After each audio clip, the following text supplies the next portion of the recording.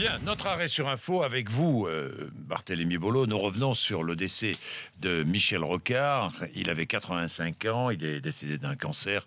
Plusieurs hommages vont lui être rendus. Oui, d'abord une minute de silence qui est organisée ce soir à Conflans-Sainte-Honorine. C'est une ville dont il a été le maire. Et puis pour la suite, Michel Rocard en fait a été très précis. Il souhaite recevoir un triple hommage. Une cérémonie religieuse dans un temple protestant. Suivra ensuite un hommage national aux Invalides. Ce sera jeudi prochain. Le président de la République prendra la parole, mais également Edmond Maire, l'ancien secrétaire général de la CFDT. Ce sont les volontés de l'ancien Premier ministre. Le troisième et dernier hommage se tiendra au Parti socialiste. Il devrait avoir lieu la semaine prochaine.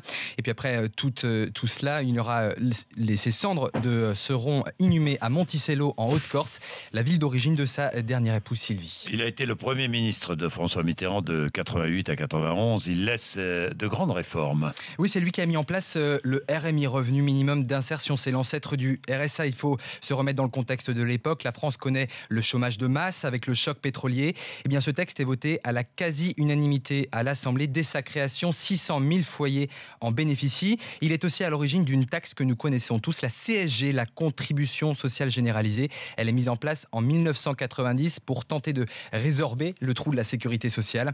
Et depuis son décès, la gauche salue son héritage. Mais Michel Rocard était très sévère avec cette gauche. Il l'a considérée comme la plus rétrograde d'Europe il y a 15 jours dans sa dernière interview donnée au magazine Le Point. Oui, la CSG, mise en place en 1990, mise en place provisoire, nous disait Michel Rocard et tous les politiques de l'époque.